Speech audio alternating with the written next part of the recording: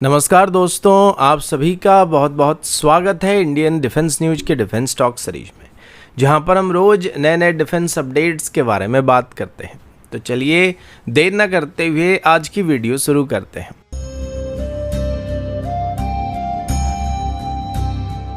आज की पहली अपडेट इंडियन एयरफोर्स और रफाल डील को लेकर है। दोस्तों, एक बार फिर से रफाल फाइटर जेट की एक्विजिशन को लेकर डिस्कशन होना स्टार्ट हो चुका है, लेकिन इस बार सिचुएशन थोड़ी टाइट होने वाली है। रिपोर्ट के मुताबिक अभी जल्दी ही एडिशनल फाइटर जेट को एक्वायर करने के लिए इंडियन एयरफोर्स के ऊपर प्रेशर काफ़ी बढ़ता जा रहा है, क्योंकि जैसे ही तेजस मार्क II और एमका जैसे एयरक्राफ्ट के प्रोटोटाइप तैयार हो जाएंगे, उसके बाद फॉरेन जेट को एक्वायर करने की बात को जस्टिफाई करना इंडियन एयरफोर्स के लिए बहुत ही मुश्किल बनने वाला है। एक सीनियर इंडियन एयरफोर्स के ऑफिशियल के मुताबिक एडिशनल रफाल को खरीदने का विंडो काफी हद तक छोटा हो चुका है। मतलब अगर अभी डिसीजन को नहीं लिया जाता है तो बाद में जब हमारे इंडिजिनस एयरक्राफ्ट तैयार हो जाएंगे तब इंपोर्टेड जेट के एक्विजिशन को एक्सप्लेन करना बहुत ही टफ होने वाला है। अब दिक्कत ये कि डसॉल्ट एविएशन की तरफ से अभी जो टेक्नोलॉजी ट्रांसफर का ऑफर किया जा रहा है वो सिर्फ 30% से 40% तक ही लिमिटेड होने वाली, जबकि डिफेंस मिनिस्ट्री की तरफ से अभी 60 से 70% के आसपास टीओटी का डिमांड किया जा रहा है, जो कि डसॉल्ट के लिए एक बहुत ही बड़ी चैलेंज बन चुका है, क्योंकि वो अपना इंटेलेक्चुअल प्रॉपर्टी राइट को प्रोटेक्ट करना चाहते हैं और वो इसको भारत के साथ शेयर करना नहीं चाहते। जबकि सेम टाइम पर रशिया की तरफ से अपनी Su-57 को भी भारत को ऑफर किया जा रहा है, जिसमें रशिया की तरफ से 70 to 80% के आसपास टीओटी और लोकल मैन्युफैक्चरिंग का ऑप्शन दिया जा रहा है, जो कि डसॉल्ट की ऑफर के मुकाबले कई मामले में बेहतर होने वाला है। इसी वजह से डिफेंस मिनिस्ट्री की तरफ से भी रफाल डील में और बेहतर नेगोशिएशन करने की कोशिश किया जा रहा है, लेकिन सवाल ये कि अभी हमारे पास ज़्यादा समय नहीं बचा है, क्योंकि 2028 से 30 तक इंडियन एयरफोर्स के लिए तेजस मार्क II की प्रोडक्शन को स्टार्ट किया जाने वाला है और तब एडिशनल रफाल को खरीदना जस्टिफाई करना मुश्किल बनने वाला है। हालांकि Su-57 को खरीदना फिर भी जस्टिफाई किया जा सकता है, लेकिन खुद का मॉडर्न 4.5 जनरेशन फाइटर होने के बावजूद भी उससे कई गुना महंगे इंपोर्टेड एयरक्राफ्ट को एक्वायर करने को लेकर कोई भी जस्टिफाई नहीं कर सकता है। इसी वजह से एक्सपर्ट्स का कहना कि अभी के लिए अगर इंडियन एयरफोर्स एडिशनल रफाल को खरीदना चाहता है तो उनके पास एक काफी छोटा विंडो मौजूद होने वाला है, लेकिन अगर इसको और डिले किया गया तो इंडियन एयरफोर्स के लिए काफी सारे सवाल खड़े हो सकते हैं।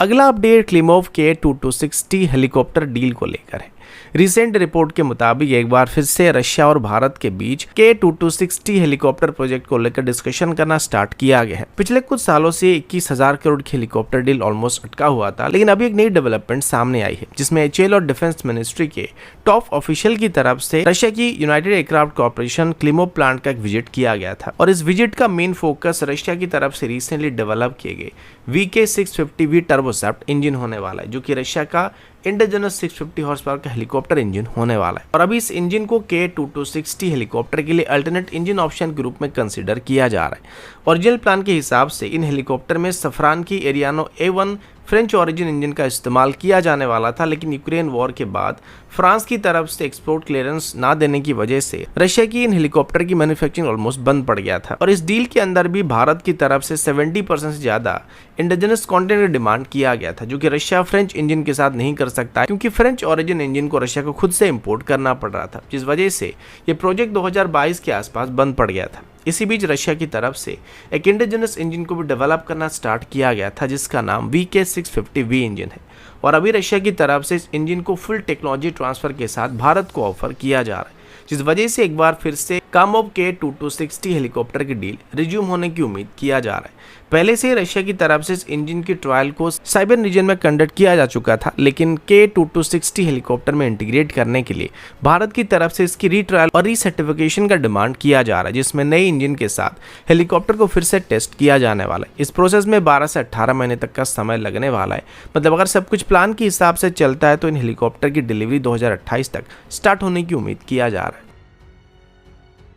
अगला अपडेट इंडियन नेवी के MQ-9B स्टॉल ड्रोन प्रोग्राम को लेकर है। दोस्तों, इंडियन नेवी की तरफ से अभी एक और बड़े स्टेप को लेने का प्लान किया जा रहा है, जिसमें उनका फोकस अभी MQ-9B प्रेडेटर ड्रोन की शॉर्ट टेक ऑफ और लैंडिंग वेरिएंट यानी कि स्टॉल वेरिएंट पर होने वाली है। ये ड्रोन जनरल एटॉमिक की तरफ से डेवलप किया गया, जिसको एयरक्राफ्ट कैरियर से ऑपरेट किया जा सकता है, यानी कि शॉर्ट टेक ऑफ और लैंडिंग कर सकता है। ये stall variant folding wing mechanism के साथ भी आने वाला है, जिस वजह से नेवल वेसल में इसको आसानी से स्टोर किया जा सकता है। इस फोल्डिंग विंग मैकेनिज्म में मैनटेक यानी कि मैन्युफैक्चरिंग टेक्नोलॉजी का एडवांस डिजाइन का इस्तेमाल किया गया है, जिससे एयरक्राफ्ट कैरियर की डेक पर स्पेस को सेव किया जा सकता है, जहां पर हम एडिशनल एयरक्राफ्ट को डिप्लॉय कर सकते हैं।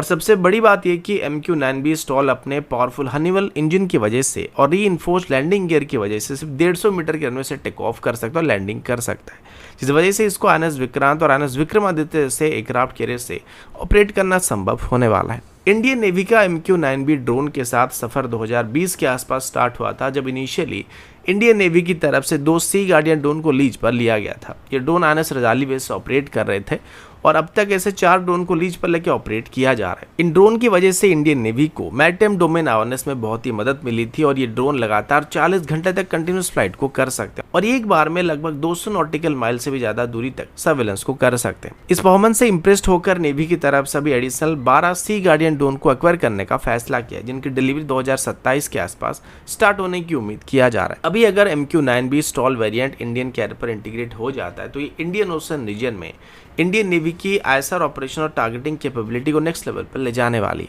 इस वेरिएंट में सीवो रडार और Gorgon Stare wide area surveillance system जैसे सेंसर मौजूद होने वाली, जिससे एयरक्राफ्ट कैरियर की sensor range hundreds of kilometre तक इंक्रीज होने वाली, जिसे एक तरह से हमारे नेवी और हमारे एयरक्राफ्ट कैरियर की फ्लीट के लिए एक फोर्स मल्टीप्लायर का काम करने वाला है, जिससे नेवी को 24/7 सिचुएशनल अवेयरनेस मिलने वाली और इसके लिए हमें P-8I जैसे हैवी एयरक्राफ्ट की भी जरूरत नहीं पड़ने वाली, जिनकी ऑपरेटिंग कॉस्ट काफी ज्यादा होता है, जो कि हमारी ऑपरेटिंग कॉस्ट को काफी हद तक रिड्यूस करने वाला है। अगला अपडेट भारत के आकाश एनजी मिसाइल की एक्सपोर्ट प्रपोजल को लेकर है। रिसेंट रिपोर्ट के मुताबिक ब्राजील की तरफ से भी भारत के इंडिजिनस आकाश एनजी मिसाइल सिस्टम में रुचि दिखाने की बात सामने आई है और अब वो आकाश एनजी के बारे में डिटेल इन्फॉर्मेशन का डिमांड कर रहे हैं।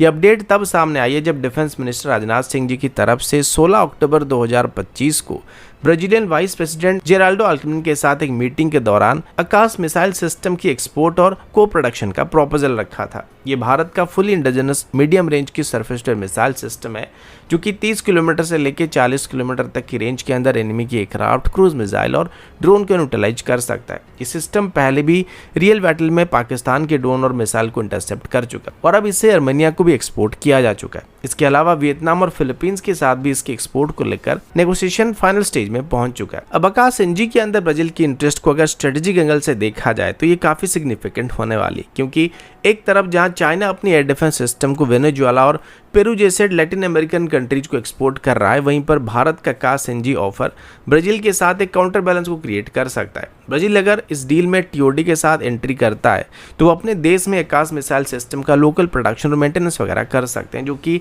लैटिन अमेरिका में मेक इन ब्राजील और भारत की मेक इन इंडिया दोनों इनिशिएटिव को एक साथ कनेक्ट करने वाला है।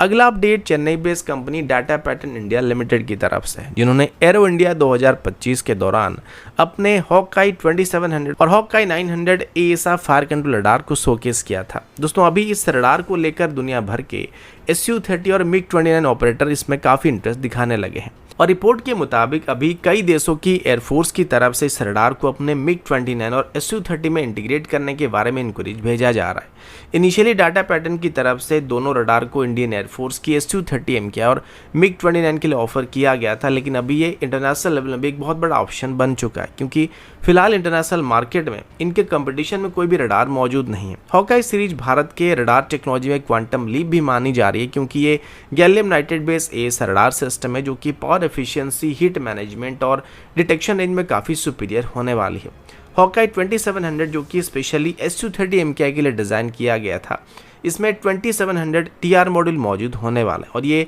5 मीटर स्क्वायर की रडार क्रॉस सेक्शन वाले टारगेट को 350 किलोमीटर से भी ज़्यादा रेंज में डिटेक्ट कर सकता है। इसका फील्ड ऑफ रिगार्ड 70 से 100 डिग्री तक होने वाली है और ये एक साथ मल्टीपल टारगेट अटैक को एंगेज कर सकता है। अब हॉकाई 900 भी इक्वली पावरफुल रडार होने वाला है और ये रडार खास करके लाइटवेट प्लेटफॉर्म जैसे कि MiG-29, मिराज, तेजस और इसी कैटेगरी के एयरक्राफ्ट में इस्तेमाल करने के लिए डेवलप किया गया है। ये फाइटर साइज टारगेट को 150 किलोमीटर से भी ज्यादा डिस्टेंस पर डिटेक्ट कर सकता है और ये उन जूकेमी रडार का परफेक्ट रिप्लेसमेंट बन सकता है जो भी सप्लाई चेन इशू की वजह से परफॉर्मेंस और फेलियर का सामना कर रहे हैं। ये दोनों ही हॉकाई सीरीज के radar air to air, air to surface और एयर टू सी यानी कि मैरिटाइम मोड सपोर्ट करने वाले और इनके पीक पावर आउटपुट 25 किलोवाट तक होने वाली है, जो कि स्टेल्थी टारगेट के खिलाफ इफेक्टिव होने की उम्मीद किया जा रहा है। अब टेस्टिंग और सर्टिफिकेशन की बात करें तो डाटा पैटर्न इंडिया की तरफ से इन रडार की ग्राउंड ट्रायल को सक्सेसफुली कंप्लीट कर लिया गया, जिसमें इलेक्ट्रोमैग्नेटिक कंपैटिबिलिटी, थर्मल मैनेजमेंट और सिग्नल प्रोसेसिंग सब कुछ नॉर्मल पाया गया था। अभी रिसेंट एरियल ट्रायल के लिए